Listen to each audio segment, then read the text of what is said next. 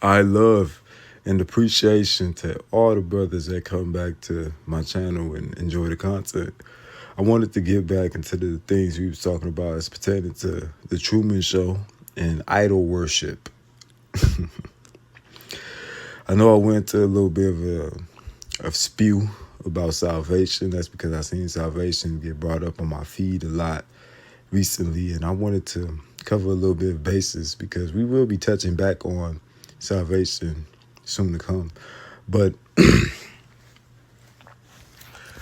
let's get back to what we was talking about. I just wanted to shed a little bit more light on the video I made about the Truman Show and how it was a great way to segue into the different guys of this society, not only with the Truman Show movie itself, but who actually published the film and put it to the masses. It was Paramount.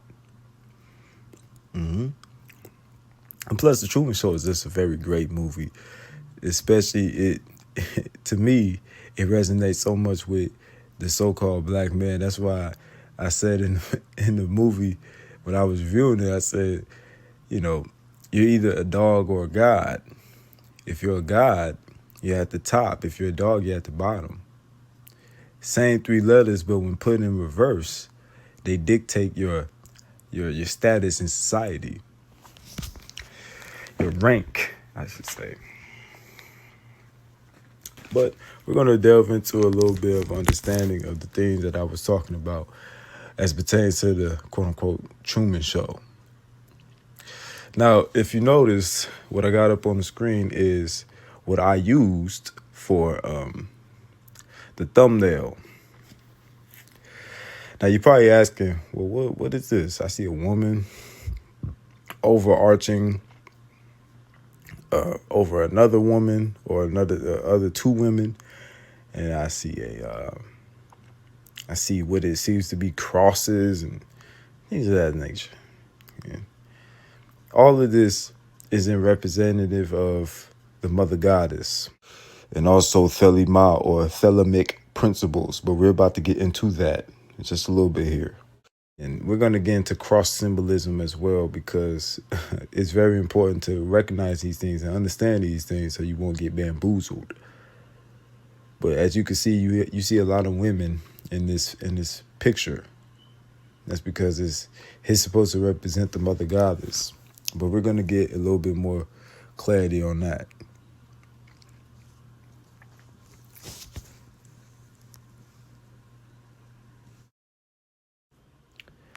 All right, brothers, we finna get into the things I was talking about why my thumbnail was important, why the actor Jim Carrey was important to the film, and why it was important for Paramount Pictures to publish and distribute the film. If any of you cats know about Aleister Crowley, this may not be any new information for you. But for those of you who are a little bit oblivious to Aleister Crowley, this may be new information for you.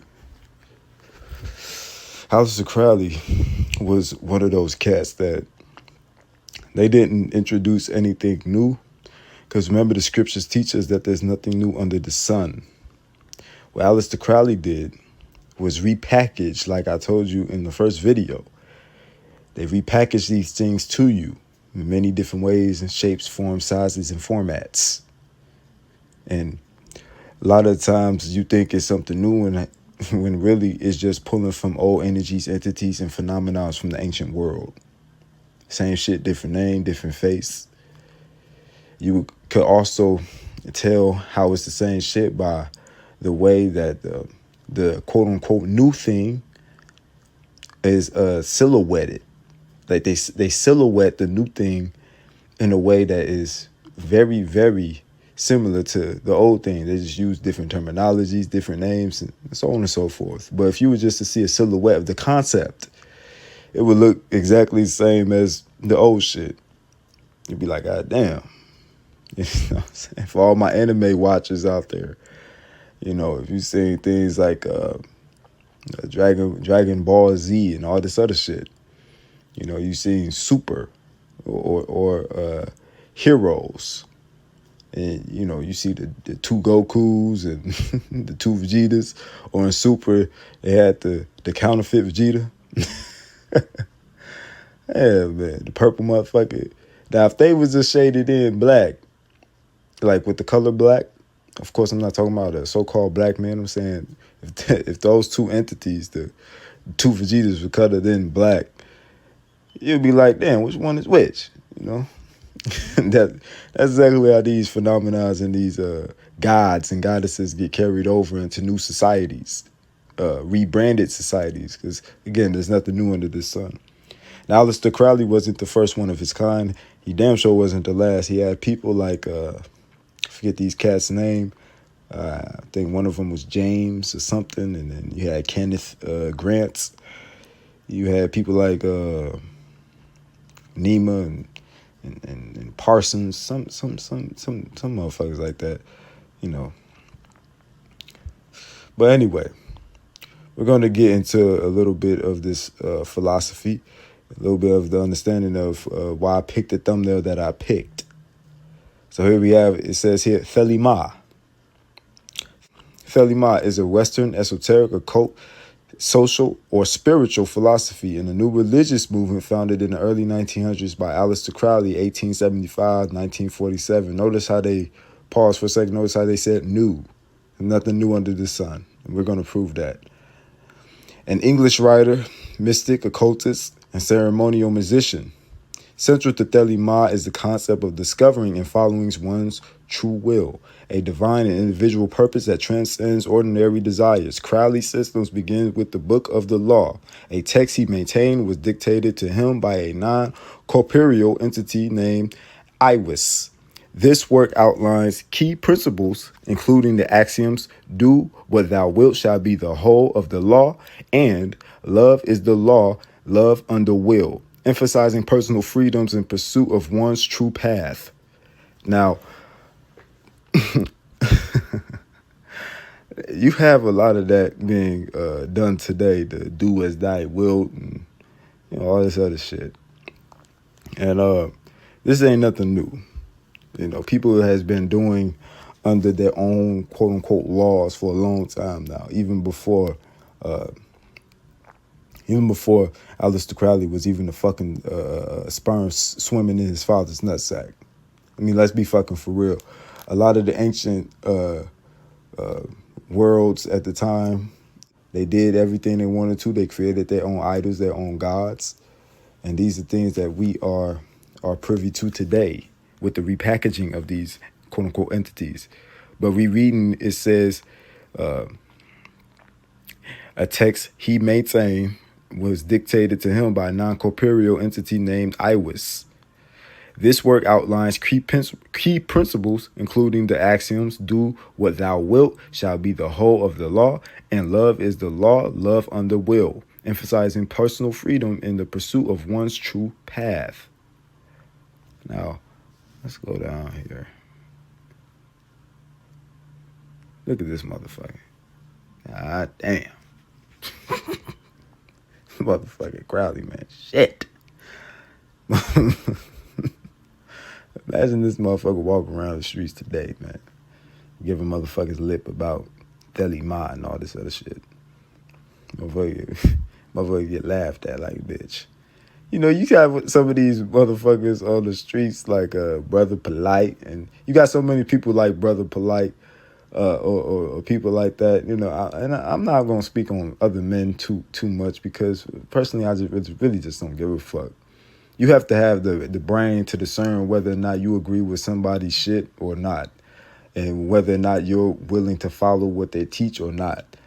I mean, me personally, I appreciate every so-called black man that's doing his thing outside of the corporatocracy, even within the corporatocracy. But it's a level of respect that comes with doing your thing outside of the corporatocracy. But it's just like, people don't understand that even when you take other people's teachings, digest their teachings, that takes skill, man. Like, to discern whether or not you really trust somebody's teachings, it takes a real skill. They always tell you, you know what I'm saying, don't be a follower, be a leader, but you need to have followers in order to be a fucking leader, especially a powerful one. And of course, you can also always lead yourself. But even as a follower, that's a real skill to be a follower. If you're just following anything, you suck at following. To be honest with you, it's a real skill. But you got these brothers out here like Brother Polite and things of that nature. Again, I'm not going to speak on any other, brothers like that. Not too many, entities and stuff like that. I just don't get into all the Negro back and forth, the nigger shit. But you have some of these brothers out that be out in the streets or they be going to these various different interviews and talking about these various topics, and they be dressing up so fucking wild, man. They be dressing up wild as hell. And look, I'm not necessarily knocking the swag. And I'm not saying Brother Polite is one of those people that be dressing wild. The brother, from all that I've seen, has a pretty decent wardrobe.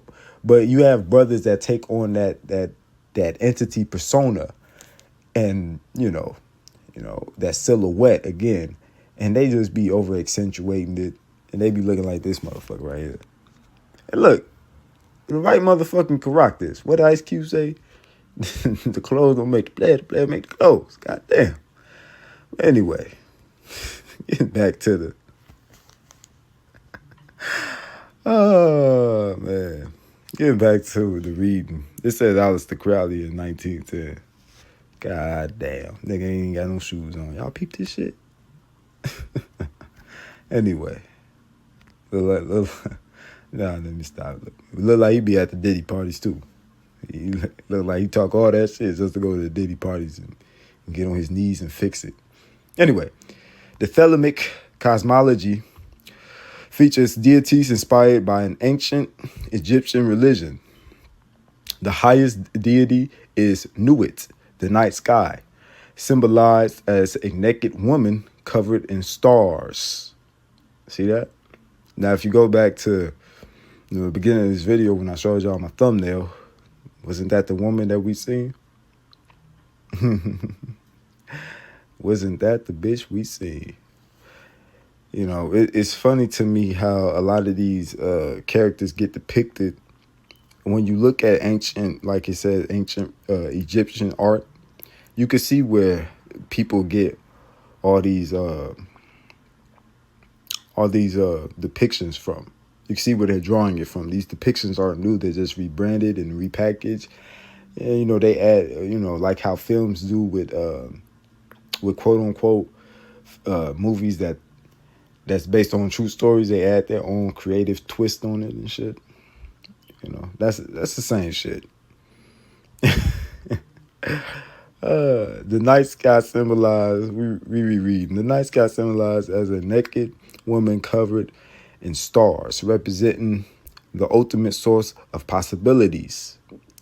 Now, hated, or you could say had, but hated, the infinitely small point symbolizes manifestation in motion.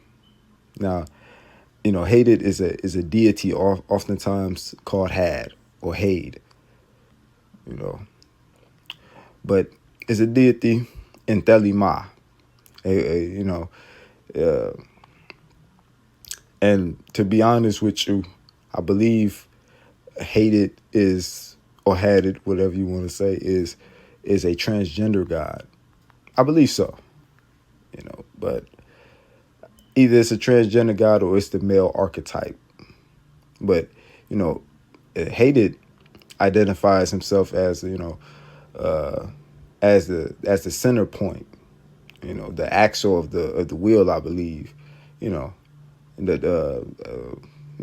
slipping my mind. This one saying, I believe it's the flame that burns in every heart of man, and a lot of these guys are often depicted, as gods of constellation, but also they're people from antiquity. You will often see them share the same qualities or attributes as the people of antiquity, just with a little twist on it. But, yeah. Now, rereading it says that the night sky symbolized as a naked woman covered in stars representing the ultimate source of possibilities. Had it, the infinitely small point symbolizes manifestation in motion. Now, Rahorkuit, who is believed to be a form of Horus, represents the sun and active energies of thelemic magic. Crowley believed that discovering and following one's true will is the path of self-realization and personal fulfillment, often referred to as the great work, the creed of the Gnostic Mass. Also professes a belief in chaos, Babylon, and Baphomet. Now we're going to get into a little bit of the Baphomet and, of course, Babylon and chaos. But magic is a central practice in Thelema, involving various physical, mental, and spiritual exercises aimed at uncovering one's true will and enacting change in alignment with it. Practices such as rituals, yoga, and meditations are used to explore consciousness and achieve self-mastery. Now, when it says meditations, I know a lot of brothers who are in the knowledge will understand that even in the Bible, they use meditations. But, it's not necessarily the method of use, but it's how it's being used. Sometimes it is the method of use, especially when there's ignorance behind it. But it's oftentimes how it's being used. Now, reading on, it says the Gnostic Mass, a central ritual in Thelema, mirrors traditional religious services but conveys thelemic principles. Thelemites also observe specific holy days, such as equinoxes and the feast of the 3 days of the writing of the Book of the Law, commemorating the writing of Thelema's foundational texts. Post-Crowley figures like Jack Parsons, remember, I was talking about these cats. Just talking about these motherfuckers. So, let me see. Post-Crowley figures like Jack Parsons, Kenneth Grant, James Lees, and Nima and Hadna. What the fuck? Let me see. Margaret E. and Gales, known by a pen name Nima and Hadna. Simply Nima. Or simply Nima. God damn. The bitch could never win in life. A fucking government name absolutely sucked as well. But post-Cali figures like Jack Parsons, Kenneth Grant, James Lees, and Nima Hadna have further developed Thelema, introducing new ideas, practices, and interpretations. Parsons conducted the Babylon working to invoke the goddess Babylon, while Grant synthesized various traditions into his Typhonian order. Lees created the English Kabbalah, and Nima Hadna developed magic. Nima Hadna. Get the fuck out of here. You suck. Your name absolutely sucks, bitch. Anyways. All right. So, getting back to my thumbnail. And as you can see, this is another variant of the thumbnail. Now, these 3-headed points play the mountain, while Thelema is depicted as the stars, or as an embodiment of a goddess who is embedded with stars. Now, Paramount existed way before Aleister Crowley, in Thelema, of course. But Nuit definitely draws from this depiction right here. And I wonder why. I wonder why these two depictions are so in sync with each other. Wonder why. As you can see, the 3 points, like the mountain right here. You got the mountain, you got that, and then you have that. 1, 2, 3. The 3 points. Function the same place in a quasi different way. Again, another depiction. And it's always a mountain type of depiction. Matter of fact, you see a mountain type of shape that Thelema is making, actually. If you follow down this line right here, you see a bit of a mountain type of shape. And of course, again, this right there. That's supposed to be a star for enlightenment. And as you can see in the background, they got the yellow circle, representative of the sun. You know, we was just reading about Horus being, the sun god. So this is in representation, this yellow piece right here is in representation of the sun. Right. And obviously you got the eye that watches. And then you have more imagery of the moon, the half crescent. And then again, the sun, the bringing together of opposites. It's a lot in this. And just like every woman, she kills all the plants. God damn. I'm just kidding. Remember in the beginning of the video, I was discussing this the Sirius star. And sometimes I call it Cyrus, but it's really pronounced a Sirius star because it's associated with Cyrus, or Osiris was associated with it, right? And that's why they use the Sirius star and the number 9 in the film. Now, just to give a little bit of a recap of the things I was saying in the first video, the etymology of the Greek word Sirius or Sirius means glowing or burning one or scorching.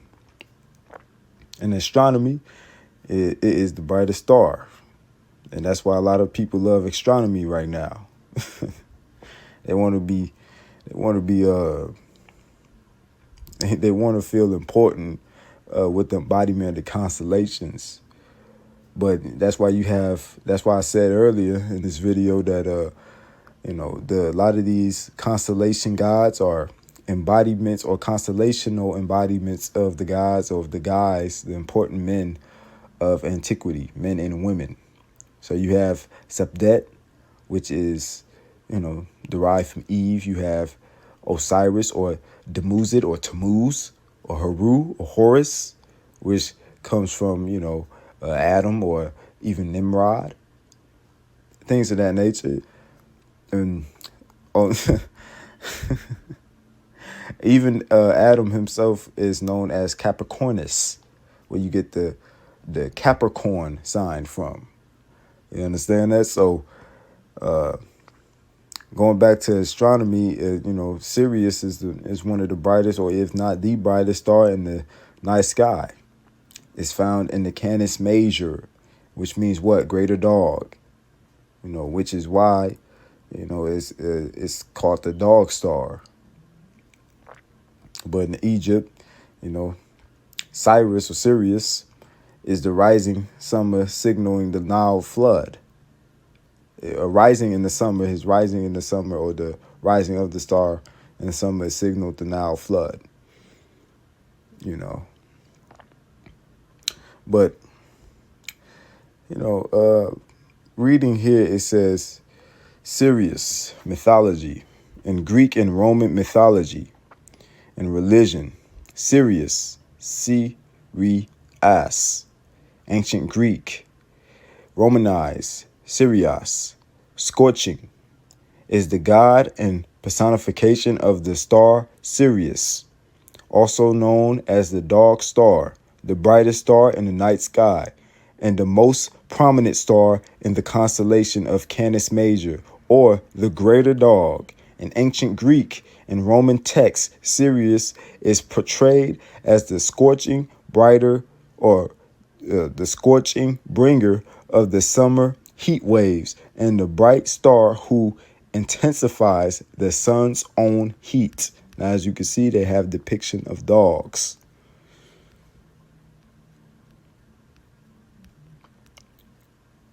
Now, it says parents.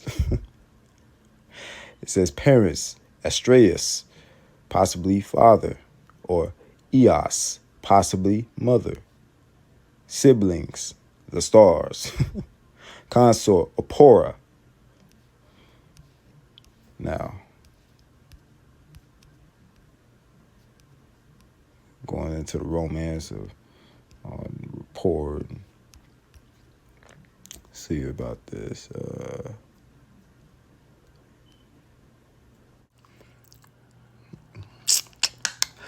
Sirius' divine parentage is not made entirely clear in ancient texts.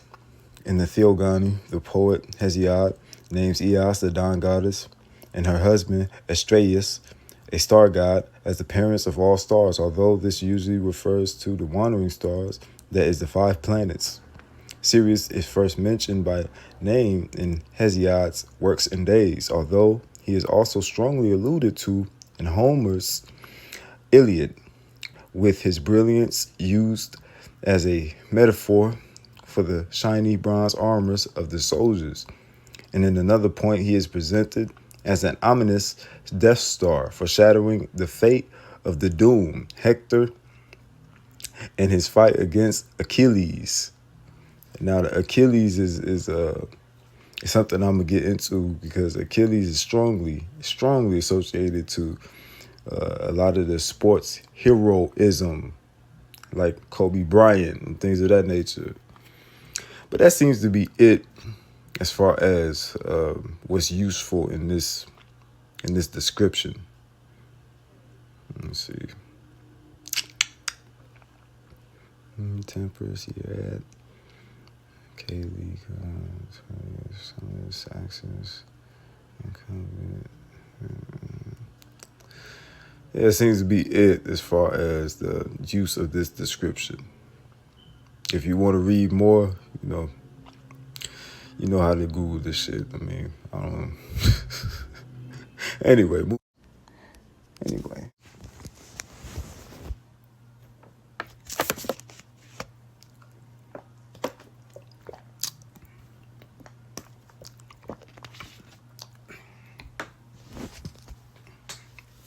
All right, brothers. So moving forward, this is a bit of a setup of why I say the things I say about the various gods and goddesses and the idolatry that we're subjugated to spiritually in this society. So this is going to be a setup of a bigger talking point that I'm going to get into. Reading it says, Elagabalus, Marcus Aurelius Antoninus, born Sextus Varius Avitus Bassianus, century 204 to the 13th of March, 222, goddamn. They didn't have his birth month and day and all that other shit.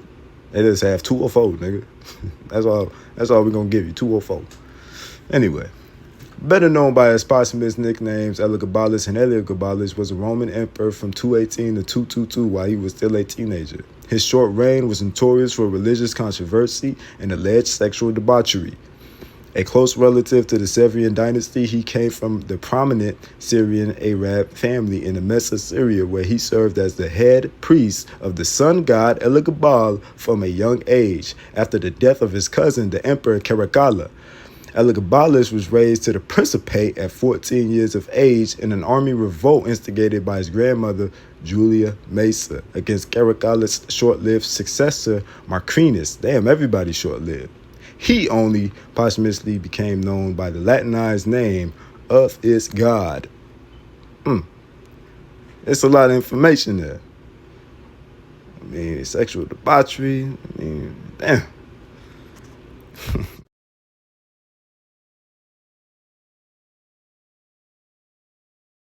Right here, it shows you a marble bust of what they call Elagabalus, but this is fake. If you see my video on the so-called blacks was not the first people on earth, I go over why these things are so-called not real ancient artworks. The real ancient artworks are hidden by the Smithsonian and other big museums throughout the United States, and not only that, but throughout the world. But you know, these are fake. These are Renaissance era depictions. You know, it's just a big fake. It's just a big fake to distract people from true history. But reading on, it says Elagabalus is largely known from accounts by the contemporary Senate Cassius Dio, who was hostile to him, Herodian, who likely relied extensively on Dio, and the much later Historia Augusta. The reliability of the accounts of Cassius Dio and Historia Augusta, particularly their most salacious elements, has been questioned. Elagabalus showed a disregard for Roman religious traditions. He brought the cult of Elagabal, including the large Baitil stone that represented the god, to Rome, making it a prominent part of religious life in the city. He forced leading members of Rome's government to participate in religious rites celebrating this deity, presiding over them in person. According to the accounts of Cassius Dio and the Augusta, he married 4 women, including a Vestal Virgin, in addition to lavishing favors on male courtiers. They suggested to have been his lovers and prostituted himself. His behavior estranged the Praetorian Guard, the Senate, and the common people alike. Amidst growing opposition, at just 18 years of age, he was assassinated and replaced by his cousin Severus Alexander in March 222. The assassination plot against Elagabalus, was devised by Julius Mesa and carried out by. Now, Julius Mesa, we just read, was was his grandmother. God damn. Matter of fact, did I get that right? Yep, his grandmother, Julia Mesa. God damn. Shit. Anyway, what was I? Shit. The assassination plot against Elagabalus was devised by Julia Mesa and carried out by disaffected members of the Praetorian Guard. Reading on, it says Elagabalus developed a posthumous reputation for extreme eccentricity, decadence, and zealotry, and sexual promiscuity.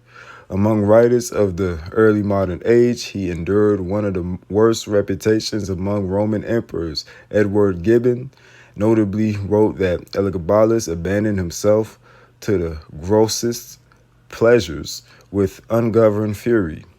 According to Barthold George Niebuhr, the name Elagabalus is branded in history above all others. Elagabalus had nothing at all to make up for his vices, which are such a kind that is too disgusting to even allude to them. An example of a modern historian's assessment is Adrian Goldsworthy. God damn. Adrian Goldsworthy's Elagabalus was not a tyrant, but he was an incompetent, probably the least able emperor Rome had ever had. Despite near universal condemnation of his reign, some scholars write warmly about his religious innovations, including the 6th century Byzantine chronicler John Malalas, as well as Warwick Ball, a modern historian who described him as a tragic enigma lost behind centuries of prejudice. Modern scholars have questioned the accuracy of Rome accounts to his reign, with suggestions that the reports of his salacious behaviors and sexual excess likely reflected a desire to politically discredit him in the immediate aftermath of his death, as well as reflecting Rome's stereotypes regarding people from, okay, so the Orient as effeminate. Okay, so basically, I don't believe none of that shit at the end there, because if that was so true, and I'm not even finna get into it, but I don't believe none of that shit. They just inserted that shit in, try to make it seem like motherfuckers was hating on him. No, he was incompetent. Anyway,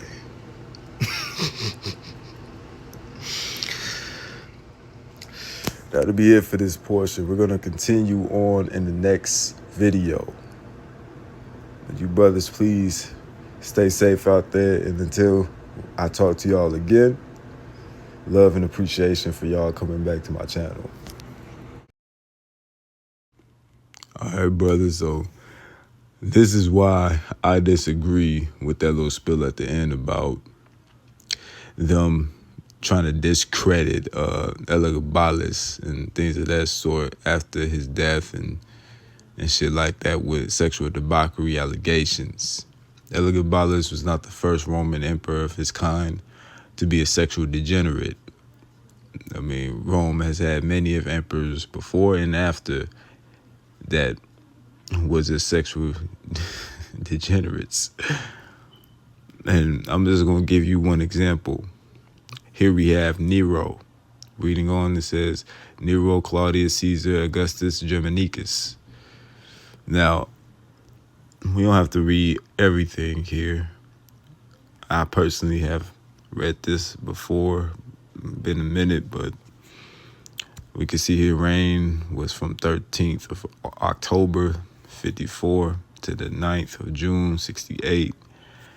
So he was before Elagabalus. So let's see. He was street when his father died. By the time they were his mother married the Emperor Claudius to the throne with the backing of the Praetorian Guard and the Senate. Nero was advised.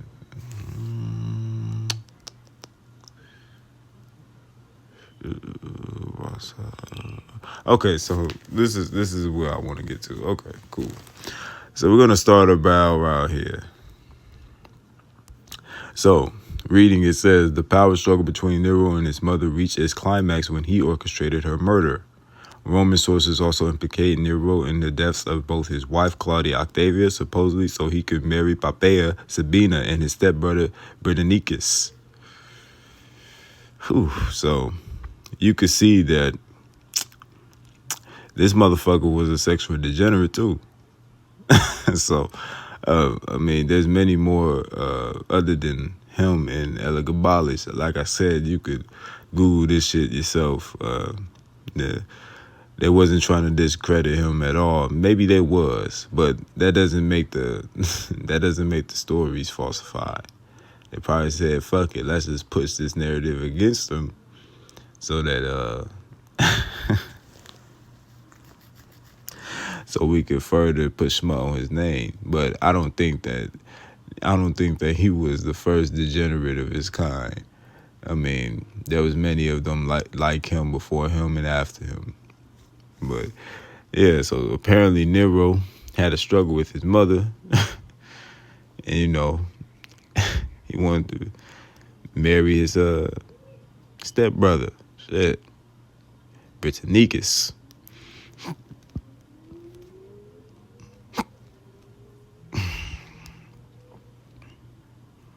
Look at Britannicus. And obviously the depiction again is fake. Look at Britannicus. Like shit. Oh boy. So Britannicus was born on the 12th of February. That's why he's depicted this way. He's depicted this way to symbolize Cupid, or, one of the lost boys of the woodlands. And Nero was, he was Pan, Upper Men, man, boy, love. But he was born on the 12th of February, and he died a day before his birthday. Shit, he died before he was 14. I guess Nero said, fuck, he getting a little too old now.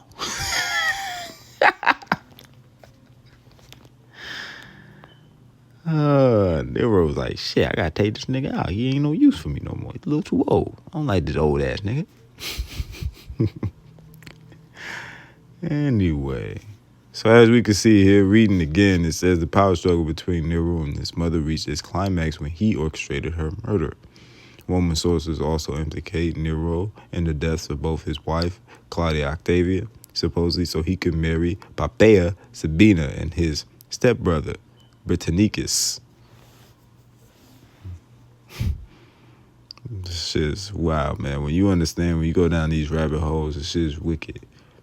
And a lot of these things that they repackage to you are wicked. That's why it's best for you to understand these things that they give you in film and shit from a 2-dimensional and 3-dimensional perspective, to understand the depth of why they give you what they give you.